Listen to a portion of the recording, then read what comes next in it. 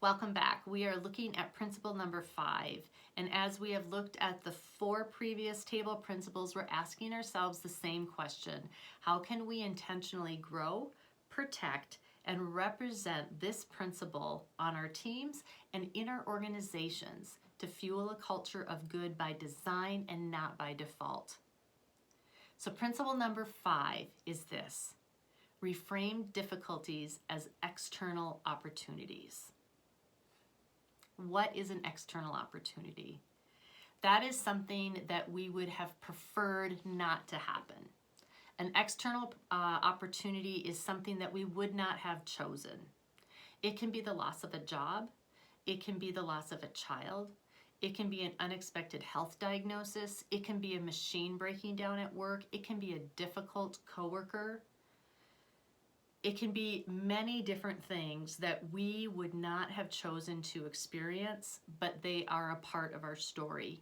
And so now the choice is, how are we going to respond to that? It is extremely important, and I really want to stress this, that by reframing, we are not minimizing. We are not minimizing pain. So when we talk about reframing, it is not about dismissing or diminishing pain that we experience because of those things that have happened to us that we would not have chosen to have happened. But we are choosing to take the next step and pivot how we integrate that story into our current life. It's also important to remember that we cannot simply ignore difficulties. We cannot simply ignore those external opportunities, because by ignoring those, we often end up with devastating consequences.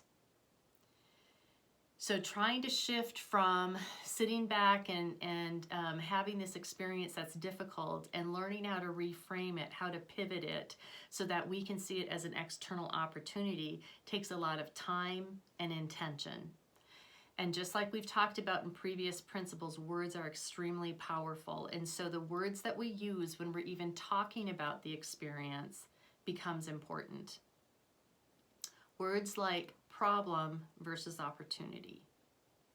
In the workplace, when we talk about the problem, if we start to use words such as even challenge, which is a little bit softer, a little bit more positive than problem, but if we can even shift that to opportunity, what happens is we start to create a different type of energy around that conversation.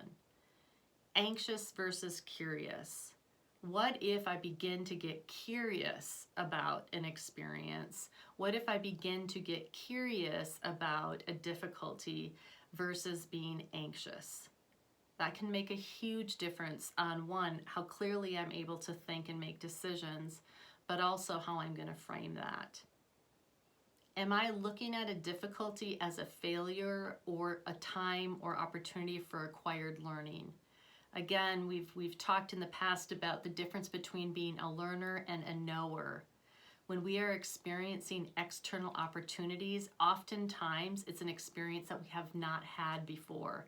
And so we are clearly in the learner mode, and that allows us to look at things differently than feeling like we need to know everything.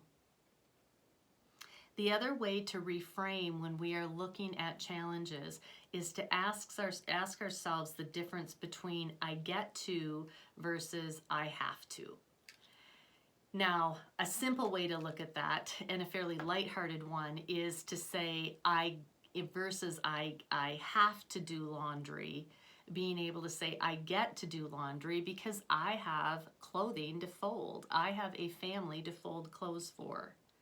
Or I have to do dishes, or I get to do dishes because we have enough resources to have food to make a meal, and therefore we have dishes to wash because of that. In the workplace, it can look something like this. I get to do that project and have the opportunity then to learn things that right now kind of scare me, but will equip me to possibly do new things in the future I wouldn't have thought of before. Versus, I have to do this project and I really don't want to. So how we frame the words that we use, again, are extremely powerful.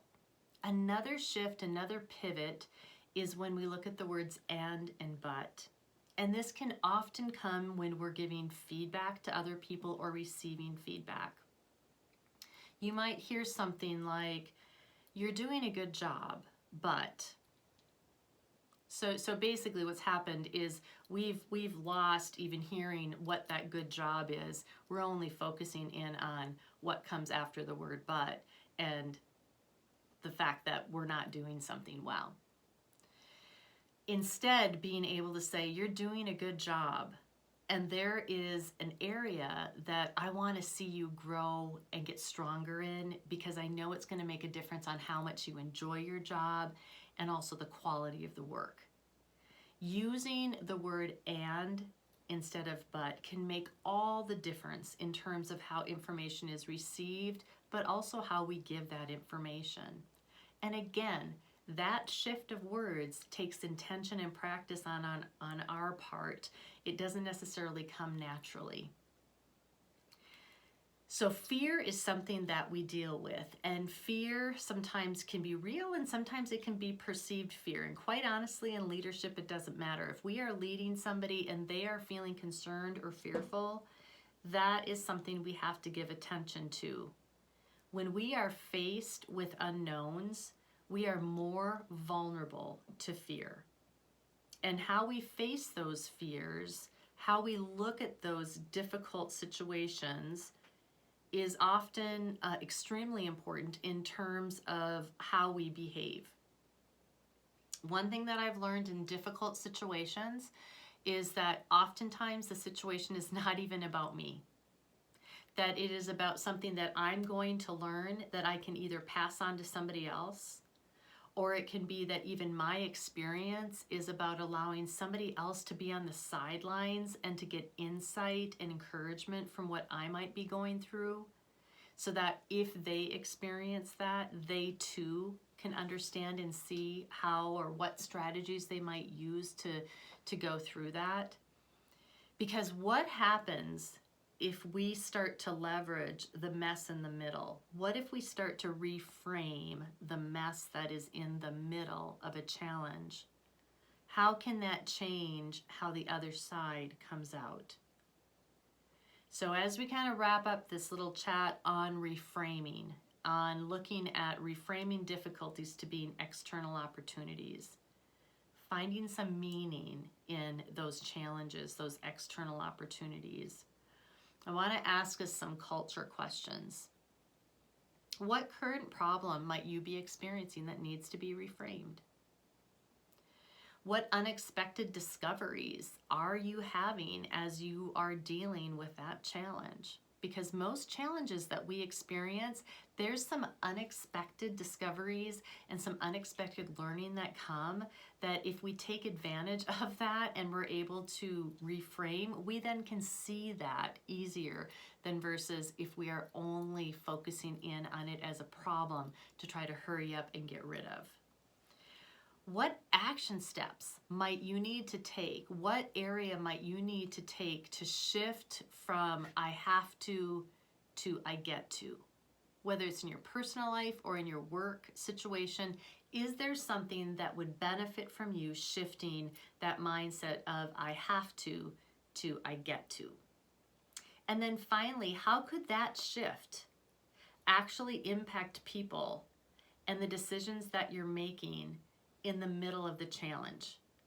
How could that shift of you framing something from I have to I get to actually change and impact the people that are around you, and quite possibly what it looks like on the other side when things are more resolved, or those external opportunity, that challenge is minimized more? As individuals and teams, we get to dig in. We get to dig in to explore about this particular principle of reframing difficulties as external opportunities. How will that change how our teams look at problems? How will that change how our organization looks at challenges, even challenges as big as a global pandemic? We can impact by the way in which we frame problems. And one of the ways that we can do that is reframe them as external opportunities.